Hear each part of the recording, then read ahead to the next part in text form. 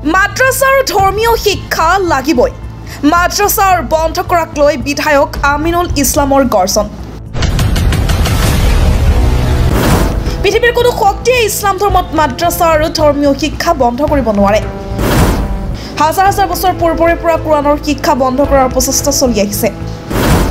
মুখ্যমন্ত্ৰী হিমন্ত বিশ্ব শৰ্মাই মাদ্ৰাছা বন্ধ কৰাৰ হুংকাৰ দিয়াৰ পাছতে প্ৰতিক্ৰিয়া প্ৰকাশ বিধায়ক আমিনুল ইছলামৰ। কালি অসমৰ মুখ্যমন্ত্ৰী ডক্টৰ হিমন্ত বিশ্ব শৰ্মা ডাঙৰীয়াই হাৰিয়ানাৰ এখন নিৰ্বাচনী সভাত তেখেতে এই কথাটো ঘোষণা কৰিলে যে অসমৰ 600খন মাদ্ৰাছা বন্ধ কৰা হৈছে আৰু বাকী মাদ্ৰাছাবিলাকো বন্ধ কৰি দিয়া হ'ব।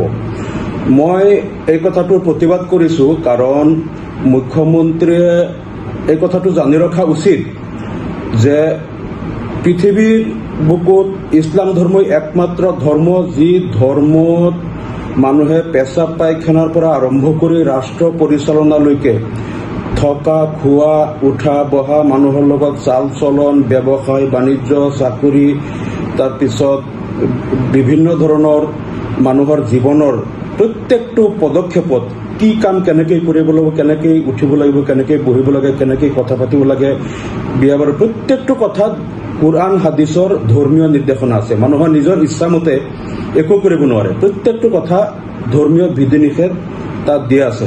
একমাত্ৰ ধৰ্ম ইছলাম।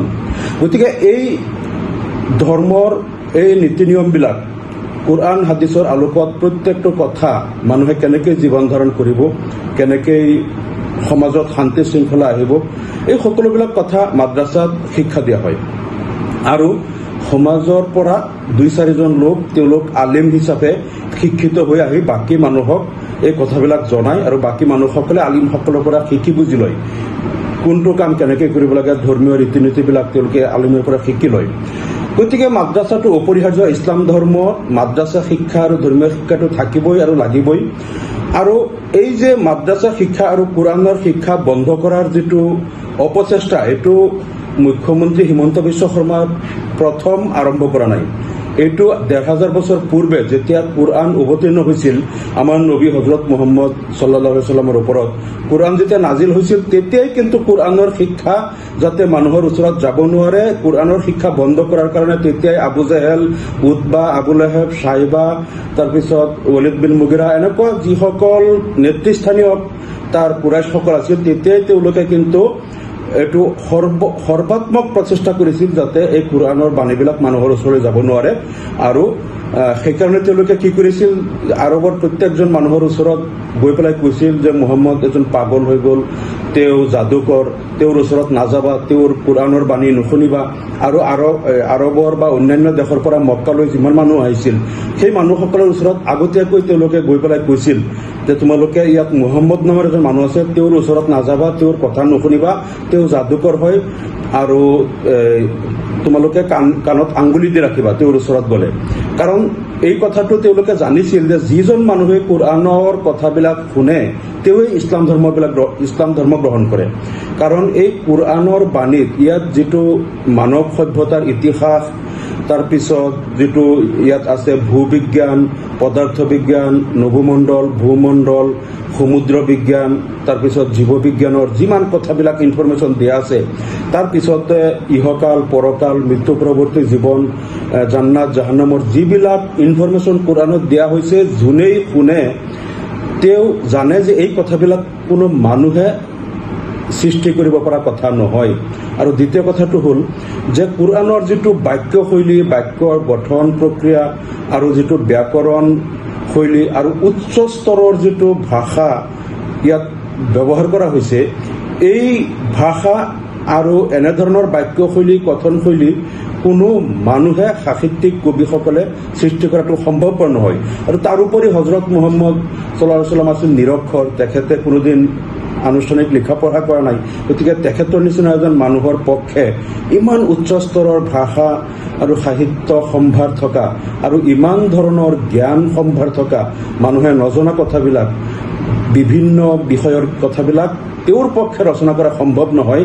এই কথাটো যোনেই শুনিছিল, এই সুললিত কোৰআন শুনিয়েই তেওঁ ইছলাম ধৰ্ম গ্ৰহণ কৰিছিল। আৰু এই কথাটো যেতিয়া আবু জেহেল উদ্বা চাহিবাহঁতে গম পালে যে কোৰআনৰ কথা যোনেই শুনে তেওঁ ইছলাম ধৰ্ম গ্ৰহণ কৰে, সেইকাৰণে তেওঁলোকে সকলো মানুহক ওচৰত গৈ পেলাই কৈছিল যে তোমালোকে মুহাম্মদৰ কথা নুশুনিবা, তেওঁৰ ওচৰত নাযাবা। বাহিৰৰ মানুহবিলাকক যেতিয়া কৈছিল তোমালোকে এই মানুহজনৰ ওচৰত নাযাবা, কাণত আঙুলি দি ৰাখিবা, এই মানুহজনৰ ওচৰত যাওঁচোন, গৈ পেলাই শুনো তেওঁ কি কয়। বাহিৰৰ মানুহ আহি পেলাই যেতিয়া তেওঁৰ কথা শুনিছিল, বহুতে কিন্তু তেতিয়া লগে লগে কলিমা পঢ়ি ইছলাম ধৰ্ম গ্ৰহণ কৰিছিল। ইমান চেষ্টা তেওঁলোকে কৰিছিল কোৰআনৰ বাণী যাতে মানুহৰ কাণলৈকে নাযায়, তাৰ পিছতো এইটো ক্ৰমান্বয়ে লাহে লাহে মানুহে গ্ৰহণ কৰিব ধৰিলে। বহুত মানুহক যিসকলে কোৰআনৰ বাণী বিশ্বাস কৰি মুছলমান হ'ল, তেওঁলোকক আনি অকথ্য নিৰ্যাতন কৰা হ'ল, তেওঁলোকক মৰুভূমিৰ উত্তপ্ত বালিৰ ওপৰত শুৱাই বুকুত পাথৰ হেঁচা দি নিৰ্যাতন কৰা হ'ল, বহুতক হত্যা কৰা হ'ল। তাৰপিছতো তেওঁলোকে ধৰ্ম ত্যাগ নকৰে। শেষত তেওঁলোকক আৰবৰ মক্কাৰ পৰা খেদি দিয়া হ'ল, মদিনালৈ গুচি গ'ল সকলোৱে। তাৰপিছতো এটা সময়ত পাৰস্য সাম্ৰাজ্য আৰু ৰোমান সাম্ৰাজ্য তেতিয়া বিশ্বৰ দুটা ছুপাৰ পাৱাৰ আছিল, আটাইতকৈ পৰাশক্তি আছিল। সেই দুটাও বহুত চেষ্টা কৰিলে, ইছলাম ধৰ্মৰ আগ্ৰাসন ৰোধ কৰিব নোৱাৰিলে। এটা সময়ত গৈ সমগ্ৰ মধ্যপ্ৰাচ্য, মধ্য এছিয়া, দক্ষিণ এছিয়া, তাৰপিছত আফ্ৰিকা আৰু পূব ইউৰোপৰ প্ৰায় 2/3 পৃথিৱীৰ বুকুত কিন্তু এই কোৰআনৰ বাণী গৈ পালে আৰু মানুহে ইছলাম গ্ৰহণ কৰিলে। গতিকে এই অপচেষ্টাটো 1500 বছৰ ধৰিয়েই চলি আছে, যাতে কোৰআনৰ বাণী কেনেকৈ বন্ধ কৰিব পাৰি, মানুহৰ ওচৰত যাতে নাযায়। এইটো আমাৰ মুখ্যমন্ত্ৰী হিমন্ত বিশ্ব শৰ্মা ডাঙৰীয়াই এতিয়াহে তেওঁ আৰম্ভ কৰিছে, কিন্তু 1500 বছৰেই এনেকুৱা হাজাৰ হাজাৰ নেতাই, হাজাৰ হাজাৰ লোকে অপচেষ্টা কৰি আছিল যাতে কোৰআনৰ শিক্ষাটো কেনেকৈ বন্ধ কৰিব পৰা যায়, যাতে মানুহৰ ওচৰত যাব নোৱাৰে। কিন্তু এইটো কোনেও বন্ধ কৰিব পৰা নাই।